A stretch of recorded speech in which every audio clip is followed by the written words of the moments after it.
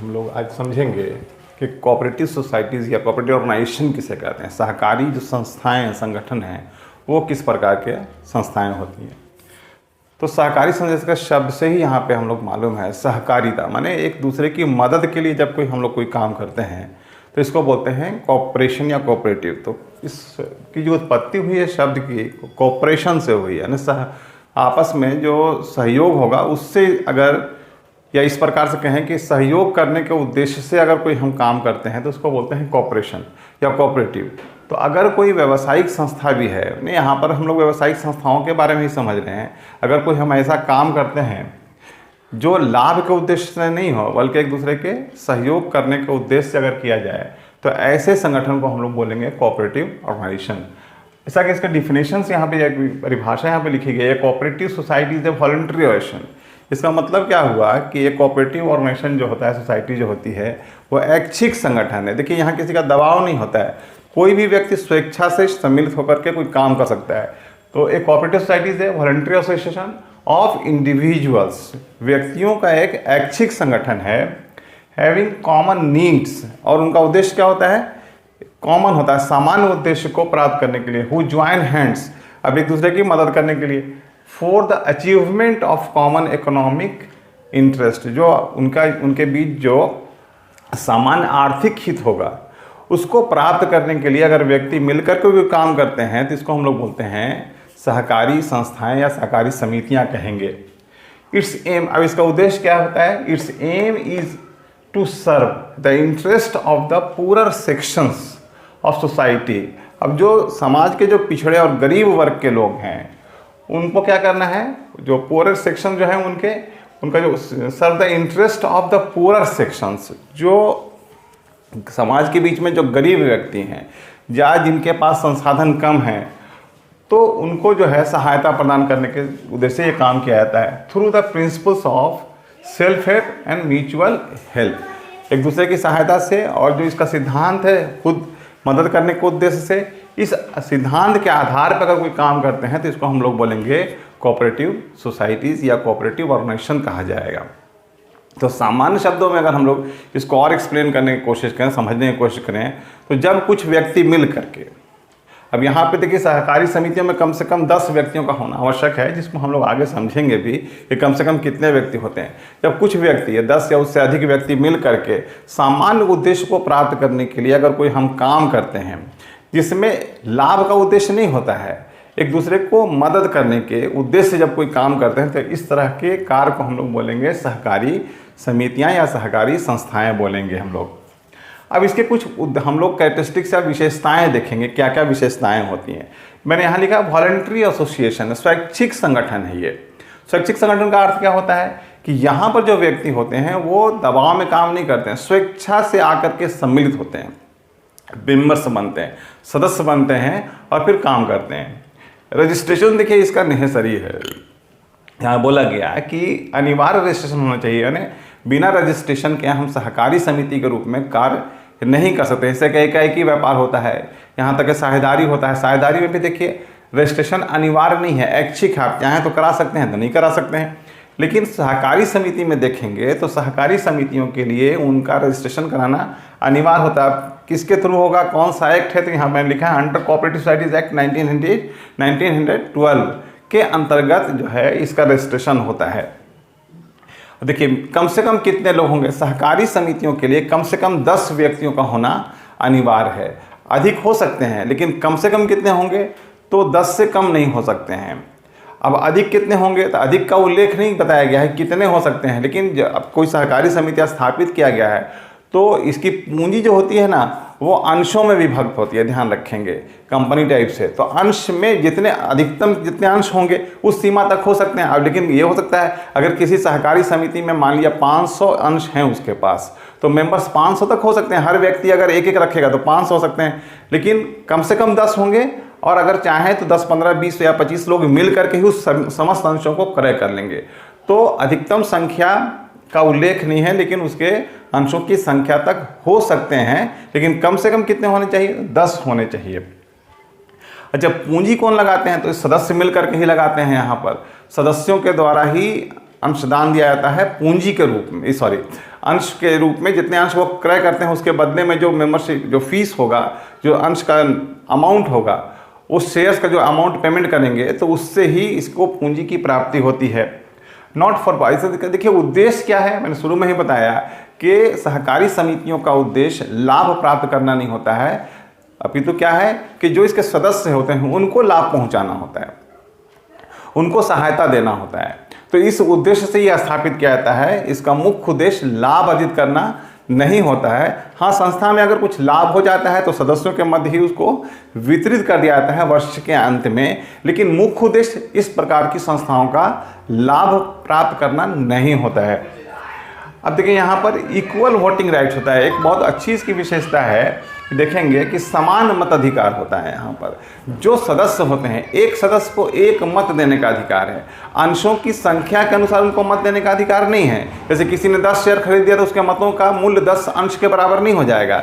एक व्यक्ति, प्रत्येक व्यक्ति एक ही मत दे सकता है, उसके मतों का मूल्यांकन जो होगा वो एक ही होगा, वो ना कि अगर किसी ने ज़्यादा अंश खरीद लिए तो उसके 10 ज़्यादा हो जाएंगे, किसी ने कम खरीदा तो कम, इस प्रकार का नहीं होगा। जैसे कंपनी में अगर आप पढ़ेंगे तो कंपनी में देखेंगे तो जितने जो शेयर होल्डर्स होते हैं उनके अगर किसी एक व्यक्ति के पास अधिक अंश हैं तो उसके अंशों का जो मूल्य होता है, मतों का जो मूल्य होता है वो उसके अंश के हिसाब से चलता है। अधिक है तो अधिक उसका मूल्य हो जाएगा, कम है तो कम हो जाएगा।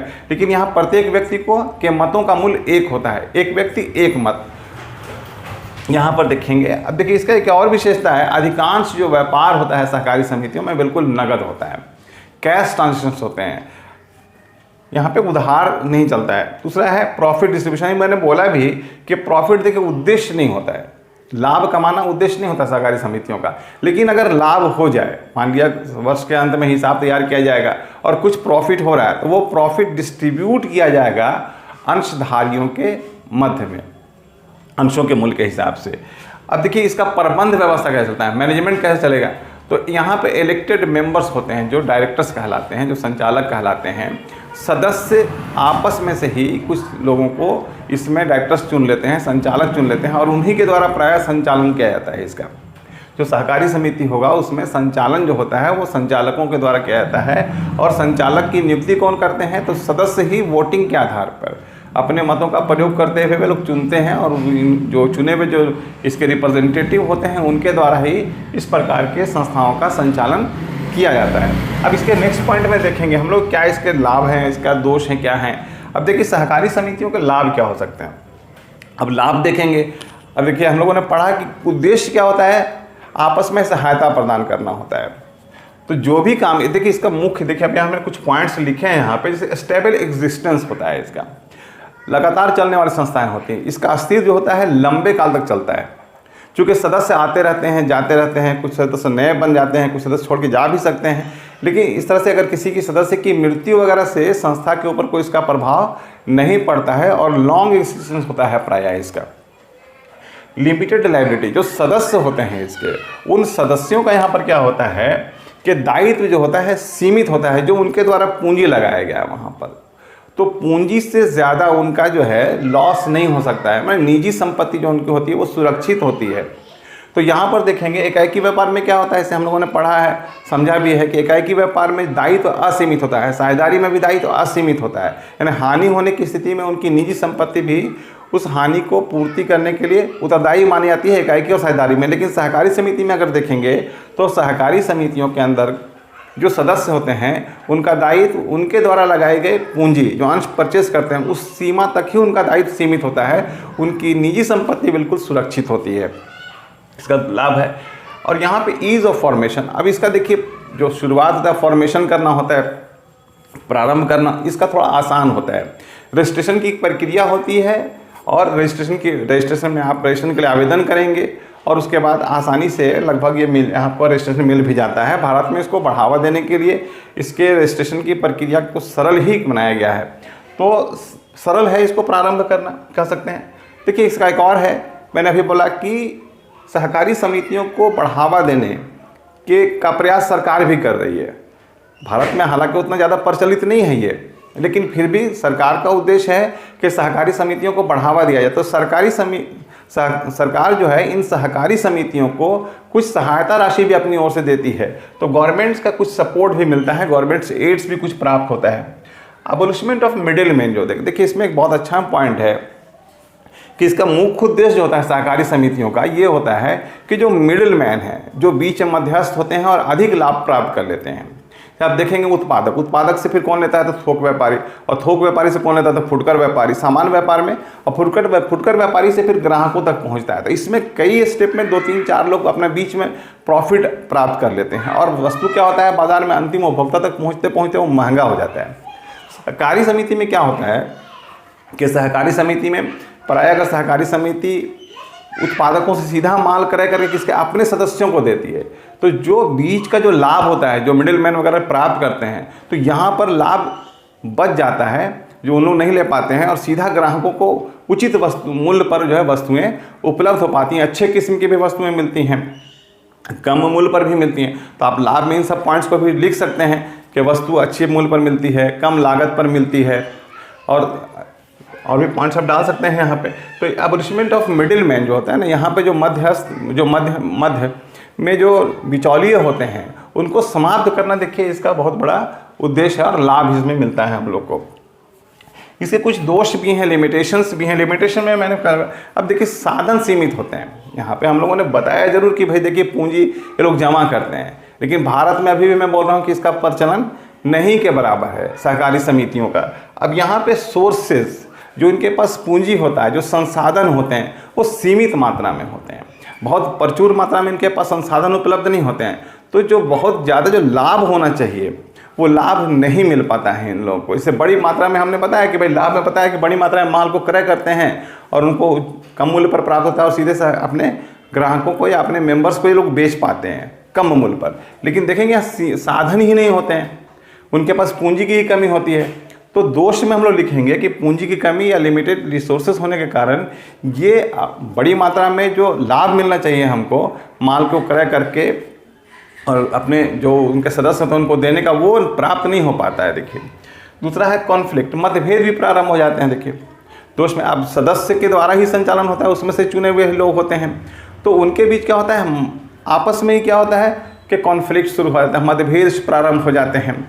एक और पॉइंट इसमें आप डालिएगा, इसमें पॉलिटिकल इंटरफेरेंस होता है बहुत अधिक, राजनीतिक हस्तक्षेप होता है। अब इसमें ये भी पॉइंट डालते हैं पॉलिटिकल इंटरफेरेंस,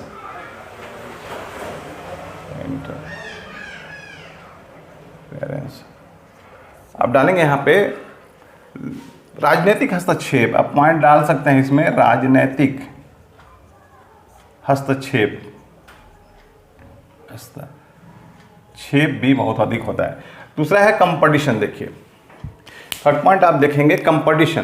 प्राय देखिए भारत में या कई जगह विश्व में भी देखेंगे कि व्यवसाय का स्वरूप चेंज हो रहा है, तो नए नए तकनीक के हिसाब से नए नए तरीके से हम लोग व्यापार को कर रहे हैं वर्तमान में, और सहकारी समितियां क्या हैं अपने हिसाब से पुराने पद्धति से ही करती हैं। तो जो बड़े व्यापार हैं, बड़े उद्योगिक घराने हैं, उनसे इनको कंपटीशन मिलता है, और अंततः होता क्या है कि जो बड़े उद्योगपति हैं, जो पूंजीपति वर्ग है, वही जीत जाते हैं। सहकारी समितियों का अस्तित्व प्राय समाप्त होने लगता है। तो जिस उद्देश्य से सहकारी समितियों की स्थापना की जाती है, कंपटीशन के कारण क्या होता है, ये अपने उद्देश्य को प्राप्त नहीं कर पाते हैं। Lack of management skill, managerial skill भी यहाँ पे नहीं होता है। जो बाकी बड़ी बड़ी संस्थाएं जो होती हैं, जो बाहर से जो MBA वगैरह किए हुए लोग होते हैं, जिनके अंदर मैनेजमेंट स्किल होता है, उनको ला करके उनकी सेवाएं प्राप्त कर लेती हैं। लेकिन देखें कोऑपरेटिव सोसाइटीज़ में ये सुविधाएं ये लोग प्राप्त नहीं कर पाते हैं, क्योंकि इनके पास संसाधन कम है। छोटे स्तर पे ही ये लोग काम करते हैं, बहुत लार्ज स्केल पे लोग काम करते नहीं हैं। तो ये जो दोष हम लोग में, दोष को जब लिखना होगा तो जो मैनेजमेंट स्किल होता है इनके पास कम होता है। जो सदस्य होते हैं वही संचालन करते हैं। तो कोई आवश्यक तो नहीं है कि जो सदस्य हैं उनके बीच उनके अंदर बहुत अच्छा गुण हो, व्यावसायिक गुण बहुत अच्छा हो, तो व्यवसाय का संचालन अच्छे ढंग से कर पाएँ। प्राय ये लोग, इनके अंदर जो है व्यावसायिक गुण का अभाव होता है। तो ये लोग प्राय यहाँ पर क्या होता है कि व्यावसायिक गुण में कमी होने के कारण ये अपने उद्देश्य को प्राप्त नहीं कर पाते हैं। अब यहाँ पे लैक ऑफ सिक्रेसी, गोपनीयता का भी अभाव होता है। सहकारी समितियों को भी देखिए अपना हिसाब किताब प्रस्तुत करना पड़ता है, और सदस्य के बीच सारी बातें रखनी पड़ती है। तो जो व्यापार का जो गोपनीयता होता है, वो व्यापार की गोपनीयता रह नहीं पाती है। तो ये भी एक बड़ा दोष है यहाँ पर सहकारी समितियों या सहकारी ऑर्गेनाइजेशन के अंदर। और मैंने अभी बीच में पॉइंट बताया था कि पॉलिटिकल इंटरफेरेंस हो जाता है सहकारी समिति में। देखेंगे राजनीतिक हस्तक्षेप बहुत ज़्यादा होता है। जो सदस्य होते हैं वो अप्रत्यक्ष या प्रत्यक्ष रूप से राजनीतिक व्यक्ति इसमें शामिल हो जाते हैं और अपने प्रभाव को यहाँ पर दिखाते रहते हैं। तो जो एक क्या होता है कि आपस में मतभेद भी प्रारंभ होता है और जो उद्देश्य जिस उद्देश्य से स्थापना की जाती है वो उद्देश्य यहाँ पे प्राप्त नहीं कर पाते हैं। तो ये कुछ मैंने आज बताए हैं कि कोऑपरेटिव सोसाइटीज़ किससे कहेंगे, इसके लक्षण क्या है, विशेषताएं क्या हैं, इसके लाभ क्या हैं, दोष क्या हैं। अब नेक्स्ट क्लासेस में, नेक्स्ट वीडियो में मैं बताने की कोशिश करूंगा कि इसके टाइप्स क्या होते हैं, भारत में सहकारी समितियों की क्या स्थिति है और जो इसकी कमी है इसको कैसे दूर किया जा सकता है। तो आप लाइक करें, इसको पसंद करें। अगर कुछ कमी होता है वीडियो में तो आप बताइए इसको कि देखिए यहाँ पर कमी है, हमको नहीं समझ में आ रहा है, तो उसको मैं और एक्सप्लेन करूँगा। ओके।